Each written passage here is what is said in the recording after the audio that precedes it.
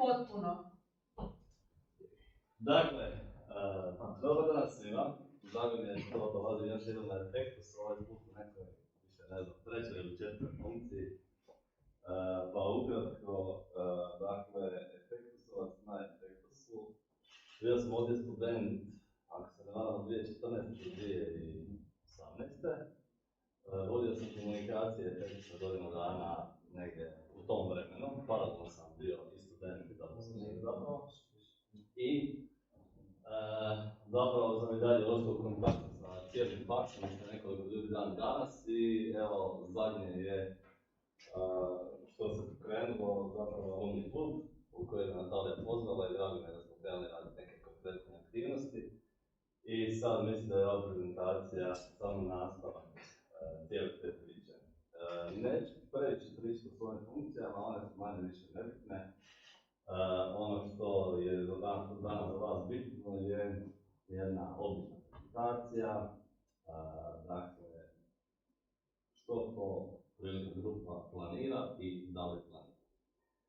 Dakle, Prilika grupa je moja glavna tvrtka, oko koje se sagradilo dosta toga od zadnjih 7-8 godina. Danas kroz prezentaciju ćete vidjeti kako se stvari događaju, kako se ne događaju, kako se projekti planiraju, odnosno ne planiraju i nadam se da će vam biti interesantno. Slobodno komunicirajte, pitajte, prekinite me, na kraju ćemo naravno imati pitanja, ali možemo je među vremenu spraviti što da. Dakle, što radimo? Rekla mi je Natalija pri samom dogovoru predavanja, da prvo moram objasniti i njoj što mi to radimo. Znači, prvo ćemo taj odgovor dati, a onda ćemo dalje. Mi smo zapravo full service marketinška agencija koja radi standardne marketinške poslove kao i svaka druga, znači tu vam ulazi marketing, odnosno s javnošću, social media i grafički dizajn. Mi ne radimo evente kao agencija jer smatram da su prestresni i onda smo to onako odlučili skroz maknuti od sebe, ali sve ovo drugo što možemo raditi iz nekakvog gušta zapravo radimo i to je to. Naravno, sama tvrtka kroz cijeli svoj razvoj od tih 8 godina imala je nekakve uspone i padove i promjene djelatnosti, odnosno povećavanje bavljenja sa nekom djelatnosti ili smanjenje bavljenja sa nekom djelatnosti, to sve određuje tržište. Nama je core business zapravo social media, znači s tim smo počeli i dan danas najviše se bavimo social media segmentom, znači vodimo medijima društvene mreže, primarno Facebook, LinkedIn, Instagram, izrađujemo kampanje, prodajne kampanje za branding i slično. I mislim da je to nešto što nam je u biti od prvog dana pa do danas nekakva glavna djelatnost. Na to, kad radite s klijentima, oni imaju puno pitanja i oni uvijek nešto još drugo žele, a i da bi imali neki flow u poslu, konstantno morate klijentima i nuditi nešto novo i drugačije i zapravo nuditi njima nekakav uspjeh i neki korak prema naprijed. Tako smo došli do drugih djelatnosti. Znači, marketing bi trebalo značiti jedan široki pojam. Ja sam ovdje stavio čisto u ideji zakona medija, komunikacije s medijima, znači ono što u medijima plaćamo. Znači uzmemo neki prostor, kupimo neki članak, banner, prilog, video, kampanju, zakon konferencije i sl. Znači u tom smislu marketing provodimo kroz cijeli taj period i to se definitivno prvo razvoj jer klijenti uvijek prihvaćaju odnose s javnošću, međutim odnos s javnošću u biti je nekakva besplatna komunikacija. Znači odnos s javnošću i marketing su dva odvojena pojma, ne znam koliko sad ste upoznati s tim, ali ključno je to da marketing uvijek možete platiti, a odnos s javnošću ne možete platiti, nego vi dobijete. To je imidž, to je branddiranje, to je nešto što se dogodi, to je nešto što novinar napiše u nekom svom dojmu i slično.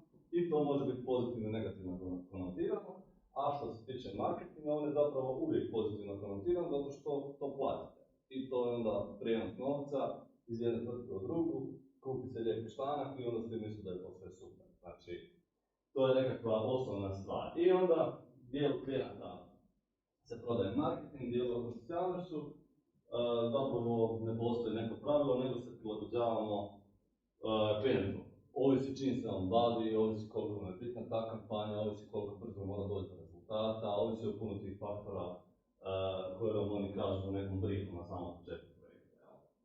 I ono što prati marketing, ono se javlja i social media segmenti, grafički dizajn, tu sam sad mogu dodati web dizajn i svašta nešto što vam je potrebno u kampanjama, ali recimo mi grafički dizajn odrađujemo in-house, a web dizajn znači van. I to je velika razlika, kad imate čovjeka u firmi koji se s nečim bavi, onda je on vam uvijek na raspolaganju, 0.24 on se nešto odrađuje, korigira, mijenja. I to zapravo radimo. Znači, to su neke 4 djelatnosti koje smo mi razvili u tom našem agencijskom dijelu poslovanja. I o klijentima danas ne mogu puno pričati, mislim to nije bila ideja, a i vjerojatno bi trebalo tražiti dozvole neke od njih, jer s nekim imamo potpisan NDA, znači Non-Disclosure Act, s kojima zapravo ne smijemo pričati o tome što radimo i slično. A ono drugo, zapravo o čemu vam danas mogu malo više pričati, pa ćete to kasnije čuti, je naš drugi dio posla. Znači, ovo je agencijski dio, a drugi dio je medijski. Medijski dio ćete upoznati u sljedeće slajdove. Mi smo zapravo uz ovaj core business Prilika grupe odradili još nekoliko projekata koje razvijamo polako jedan po jedan sa strane i u njih ulažemo sve te aktivnosti, odnosno znanja, da bi polako radili i na nekim svojim proizvodima. Znači, ne samo da radimo proizvode za druge, jer oni nas plaćaju za to, nego da imamo i neke svoje proizvode koje nam direktno mogu generirati novac. Dakle, idemo dalje. Zašto to radimo? Puno je teorija zašto su poduzetnici ako isključimo onaj faktor očekivanja enormnog novca i enormne zarade. Mislim da je to jedna od ključnih zabluda u poduzetništvu jer ima puno toga što vam je nekakav motor cijele te akcije i cijele te predanosti koje se očekuje od vas i od vaših ljudi u bilo kojem poslu. Ja definitivno ne radim svoj posao i poslove zbog novca. Problem je u tome što ne možete se razvijati ako nemate novca, pa onda morate zarađivati, morate imati neki profit i slično. Jer tu se onda radi o investicijama, jel? Ali ono što je ključno je po meni opet neke 4 stvari. Stavio sam malo jednu tešku riječ, sebičnost, zato što je nama zabavno. Znači, mi kad dobijamo nekog novog klijenta, nama je to interesantna priča. Znači, nešto se događa, neki je moving, nešto je nenormalno zahtjevno. Evo, mogu vam dati za primjer, prošli tjedan smo imali jednog klijenta, poslao nam je upit u srijedu, dogovorili smo se u četvrtak, projekt je bio u nedjelju. Znači, odradili smo sve u 4 dana, imao je prilično zahtjevnu uslugu i u nedjelju su rezultati bili 3 dnevnika nacionalne televizije, hrpa drugih medija, portala, objave i svašta nešto, fotografiranje eventa, snimanje eventa, znači ono sve smo uspjeli organizirati u zadnje 2 dana u tjednu. Jer isključite odmah subotu i nedjelju, to ne radni dan, znači mi smo imali četvrtak i petak, 2 operativna dana i to je bio izazov. Znači bilo je ono, ok, klijent dođe srijedu, on želi to u nedjelju, nešto mu se dogodilo neplanski, brzo je trebao nas i bilo je samo pitanje ponude, da, ne, brzo posluje ponudu naravno nema pregovora u zadnjem trenutku, to vam je recimo prednost u poslu i to smo odradili. Nama je bilo super zabavno, a u ponedjeljak kad su došli rezultati, kad smo skužili ono da smo u nedjelju imali 3 nacionalne televizije na dnevniku, odnosno za taj event, to je bio rezultat. Znači mi smo bili presretni, klijent je naravno bio još sretniji nego mi, znači nama je taj izvještaj brutalan i isti dan smo dobili potvrdu usluge za iduću godinu. Znači to je ta sebičnost zbog koje mi to radimo. Nama je to bilo super, sretni smo zabavno, bilo nam je zabavno i po meni to je nekakav motor svega. Nadalje, korist, ali korist u smislu korisno je klijentu. Svaki put kad radimo projekt bilo koji, ključni su rezultati. Znači, ključno je kako ćemo doći do tih rezultata, kojim sredstvima, kojim alatima. I na kraju, što god vi napravite, ako se klijentu to ne svidi, projekt to ne proba.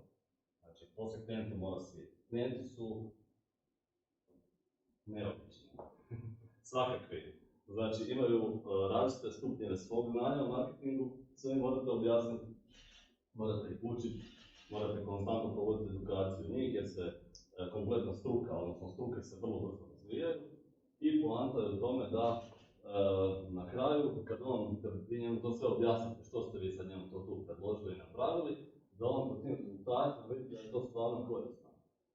Kako se mjeri korisnost? Ovisi. Imate branding kampanje gdje zapravo teže mjerimo rezultate. Imate neke prodajne kampanje gdje znate da je prodano 100 nečega u 2 dana ili 0 nečega u 2 dana i to je vrlo mjerljivo, tu onda nemamo šta pričati. Izvještaji su vrlo brutalni za jednu i za drugu stranu i izvještaje se onda svi i love. Što se tiče nekog brandinga, to je onda malo drugačije, ali i tu se onda zapravo zna u kojoj poziciji klijent i kako vam dolazi u ruke, kako izlazi iz vaših ruke. Motivacija, motivirajuća je nama.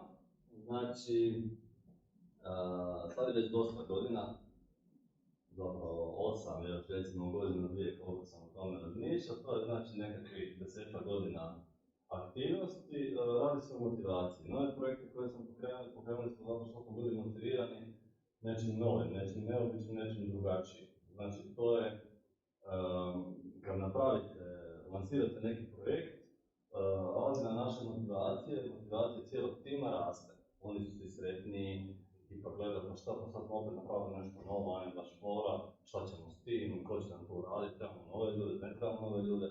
Svi uče konstantno i ljude motivira učenje.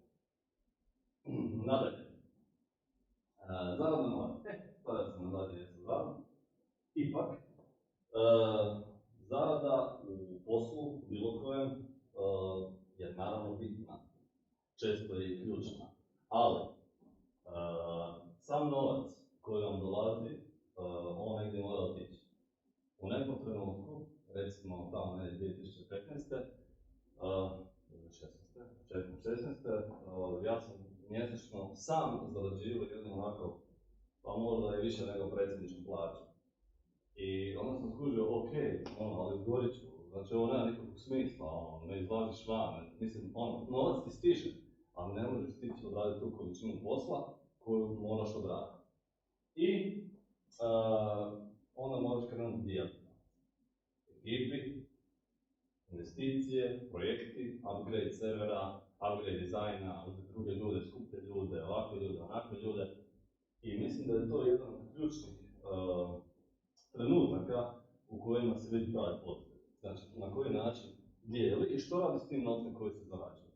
Znači, novac koji se zarađuje se mora investirati. On se može investirati u ljude, u uređaje, u prostore, u nove projekte, u nove ideje, u što god. Moj put je zapravo do sada da razvijam i ulažem u ideje. Imam ih nekoliko, neke ćete danas vidjeti, neke nećete. Konstantno kroz ovih 8 godina mislim da je promet moje tvrtke negdje ukupno, recimo promet koji smo izvrtili u tih godina je, pa ne znam, možda malo više od 3-4 milijuna kuna tu negdje. Ali ja nisam nikakav milionarski bogataš, ništa radim normalno koji svi drugi ljudi, znači imam nekakva jedna prosječna primanja, malo iznad prosjeka. Radi se o tome da sav višak budemo u razvoj ideje. Znači, ne stavljamo ih na štednju, ne stavljamo ih tamo da bude negdje na banci ili u čarapi i na sličnim mjestima, nego pokušavamo razvijati ideje i zato nam je potrebna zarada. To je ključno. I kad tim vidi da zarada se ne baca bez veze, nego se usmjerava novac u neke pametne stvari, u tom trenutku i tim to zna cijeniti. Znači, većina mog tima, koji čini recimo nekih 5 ljudi su mi glavni, oni su sa mnom svi između 8 i 3 godine. Znači, konstantno, svi radimo zajedno. Naravno, to su neki vanjski ili kraći suradnici, ali recimo taj bazični tim razumije ovo što sam danas rekao. Nadalje, za koga radimo? Sad, tu je naravno bio jedan game changer koji ćete sigurno shvatiti, jer su ga svi morali shvatiti na silu. A taj game changer je 2019. godina. Znači, od 2015. do 2019. godine mi smo se razvijeli većinom kao marketinška agencija koja se adresira klijente iz turističkog sektora. Dakle, turističke zajednice, radili smo sa Hrvatskom turističkom zajednicom, projekte, kampanje, družbeno oglašavanje i sl. I to je onak dosta dobro išlo, radili smo neke 2-3 županije, hrpu poslova i recimo 2019. je kao i svima i nama bila zlatna godina. I tamo smo u 2020. trebali raditi neke top turističke projekte koji su iza nas značili zapravo neka velika zapošljavanja, veliki rast prometa i slično. I onda se dogodila ta godina kad se malo po malo pred kraj godine se već nešto tu počelo kukati oko korone, već su klijenti kao neki, jer oni prate strana tržišta, jer su u turizmu, pa se uvijek nešto počelo događati. Početkom 2020. već su krenuli šokovi, tamo krajem početkom drugog mjeseca, kao pa to nešto nije dobro, pa se nešto događa, neke velike projekte u Kini, nikom ništa nije jasno, znači on kreće strah neki na tržištu. I ukratko, u trećem mjesecu i četvrtom, recimo unutar nekih mjesec dana, mi smo praktički izgubili sve turističke klijente. Dakle, došlo je do gašenja, odnosno otkazivanja svih stalnih ugovora koje smo tada imali. To je definitivno bio jedan trenutak koji nikom ne želimo u životu, jer imate stabilnu firmu sa velikim uredom, tamo smo tada ušli u jedan veći ured. Sve smo bili organizirali, kupili nove servere, sve se događalo u trenutku, super, ajmo sad biti wow. I to tako nekada u životu biva, kad sve lijepo pripremite, imate najbolje namjere, dogodi se nešto skroz loše, skroz katastrofa. I onda smo imali kroz cijelu 2020. godinu zapravo početak nekog traženja, šta, di, kako, šta ćemo to raditi, za koga. Tržište je počelo kupovati kroz neke druge stvari, počelo se razvijati nenormalno web shopovi, klijenti su nas počeli zvati, reklamirate nam web shop, sad svi kupuju preko web shopa, znači potpuno nekakva promjena logike. Mi smo se tu snašli i u 2020. godini iskoristili smo taj krizni trenutak za jednu veliku promjenu, ali u smislu restrukturiranja. Dakle, tvrtka koja je tad postojala bila je onaj prilika Like d.o.o. To je bila tvrtka, vidjet ćete kasnije, da sad ne izdajem da nije vrijeme, ali jedna mala tvrtka koja je imala sa strane nekoliko brendova. I ti svi brendovi je bila još jedna druga tvrtka. I to je ono išlo u više strana i onda u nekom trenu i mi smo se pogubili, nismo više točno znali što radimo. Radimo sve projekte, ali zapravo ne radimo ni jedan. I onda nas više nisu mogli ni ljudi na tržištu identificirati ko smo mi. Znači, mi smo skupili da mi loše radimo sami svoj marketing. I onda je bilo, ok, što ćemo sad? To sve nama ima smisla, mi dalje želimo te projekte zadržati i onda smo napravili krajem 2020. Biti u drugoj polovici 2020. Napravili smo restrukturiranje, dokapitalizaciju, neke promjene u vlasničkoj strukturi, napravili smo kompletno novi rebranding, znači Prilika grupa je bio novi brand i sve što smo do tada imali smo organizirali na ova dva načina, agencijski dio, medijski dio i onda idemo dalje. To je ona priča, kriza je prilika.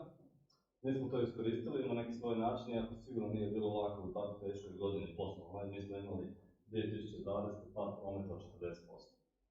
Znači, to se zove ozbiljan pad prometa, na rubu toga da vam firma propadne. Međutim, u toj godini sam se odlučio za te promjene i iduća godina je naravno bila opet na 90% prometa, a malo smo se vratili, odnosno prošla godina, to je bilo 2010. Ali smo odlučili promijeniti priču i što se onda dogodilo?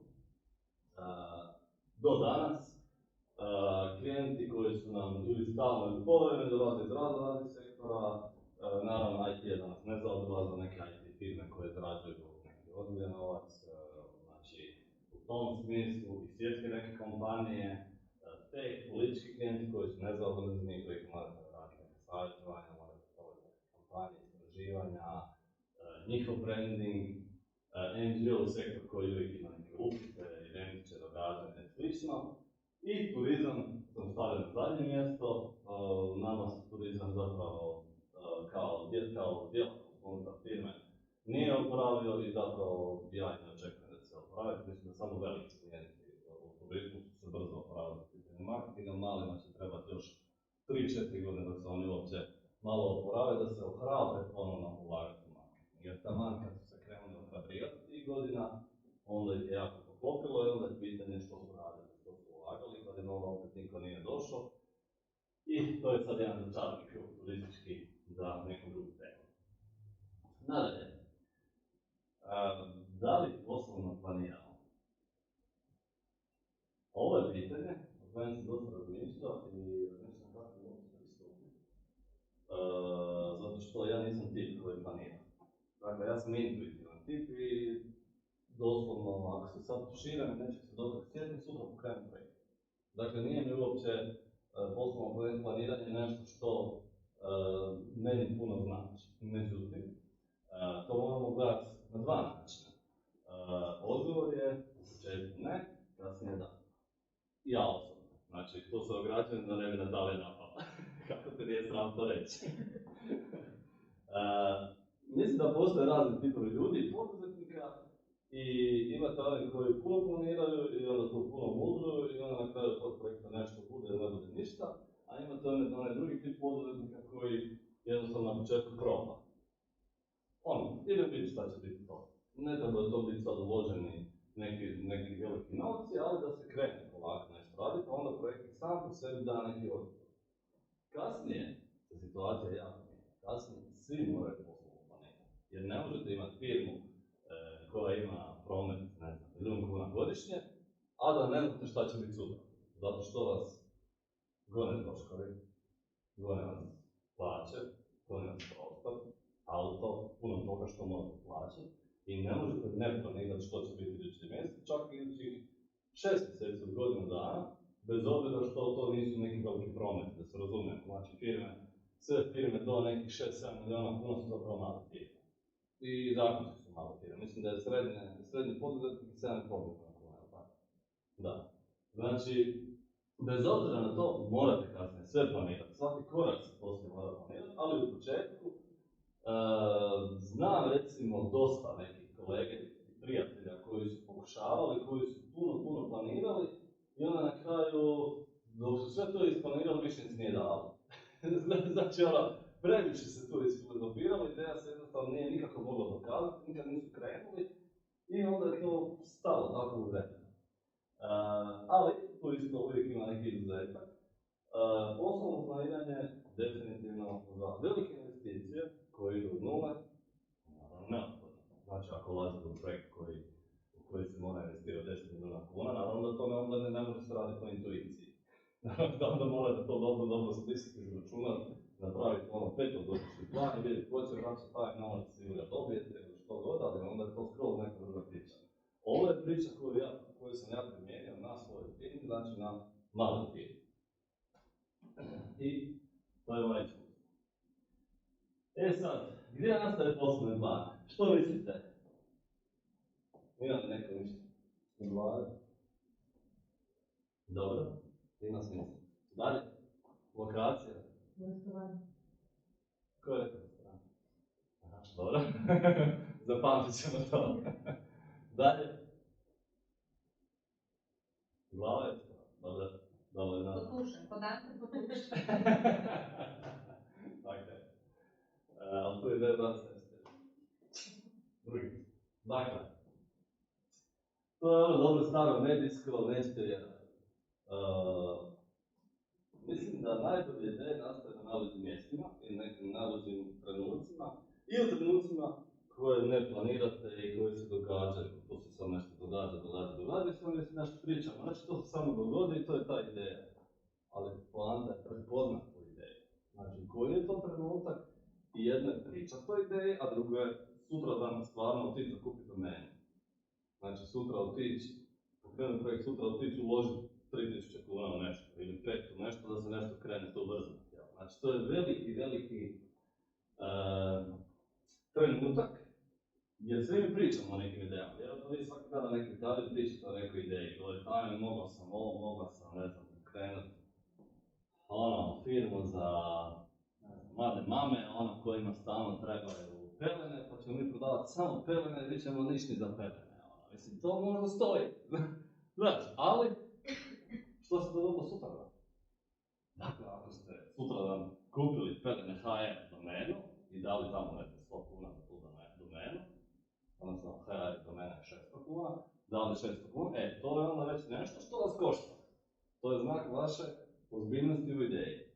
I tu znači graničimo sa tim idejama koje su tamo negdje na kavi nešto usput spomenuli, onda mi stvarno krećemo sa nekom ulaganjem. Znači, bez obzira koliko je ideja mala, u nju treba ulagati. Dakle, ništa nije besplatno. Što god vi sad dobro smislite, uvijek će neka ideja povući jednokratni ili višekratni dobar PR, ako je ona fora. Znači, neke medijske objave koje dobijete besplatno i slično. Ali to neće trajati vječno. A vi ne možete očekivati da će vam mediji sve davati besplatno dugoročno, pogotovo društvene mreže koje su danas ubile sve moguće dosege i organski doseg je jako tanak. I to je često problem za male ideje i male firme. Sad se malo vratimo na priliku. U bespućima nezadovoljstva. Moja ideja je nastala, otvaranje firme, je nastala na način da sam nekakvih pola godine radio u 2 marketinške agencije, zagrebačke. Bio sam tamo, radio sam kao neki junior, nešto tako, sales junior. I išao sam na posao svaki dan i slušao sam tu ekipu, kao nešto se neki murim, nešto se radim, dvije su viđenije agencije. I osjetio sam taj neki korporativni džir, velike klijente i slično. Međutim, cijelo vrijeme sam osjećao da bi ja htio nešto svoje, nešto drugačije, nešto više, nešto neobičnije, a kao junior nigdje ne možete dobiti neko veliko pravo glasa. Znači, kao junior ste junior, i onda vas oni tamo cijene, nosi novine. Onda izvucim iz novina jednu temu, onda vi cijeli dan tamo tucate i platite jednu temu iz tih novina. Znači, to je jedno vrijeme sigurno svako od nas mora raditi, morat će raditi. Ali meni je to sve izgledalo kao nešto što meni nije dovoljno. I to je trajalo tih par mjeseci, u nekom trenu sam u svojoj zadnjoj firmi u kojoj sam radio, dogovorio sam se sa šefom za sporazumni raskid da ja nešto tamo maknem. I to je zapravo bio trenutak kad sam se ja maknuo i oslobodio nekakvog ozbiljnog normalnog posla u onom smislu za koji mi možda mislimo da je normalan smisao. Dakle, negdje službeno raditi, od 8 do 4 i slično, imati neku plaću. To je recimo meni bilo krivo. Stavio sam, nije on bio kriv. Znači, cijela ta naša suradnja je bila sasvim korektna. Meni je bilo dobro, ništa ja se ne mogu žaliti da su bili neki loši uvjeti, da je mene neko tamo tukao, da je neko tamo mene žicirao ili napadao. Nije, stvarno je bilo vrlo korektno. Ali, nije mi bilo dovoljno. Dakle, jedno mjesto gdje ideja nastaje je nezadovoljstvo, nažalost. Ali, ljudi uvijek tragaju za nečim boljim. To je isto traganje za nečim boljim ako kreneš u neke svoje bolje. To je vrlo riskantno i to nije odluka koju donosite preko noći. I sad kad sam ja to odlučio, nisam to donio preko noći, sam jedno vrijeme razmišljao šta bi moglo, ali budimo realni, već u to vrijeme se jedan od projekata počeo polako razvijati. Znači, paralelno se je on dogodio i ja sam zaključio tom, ok, ništa.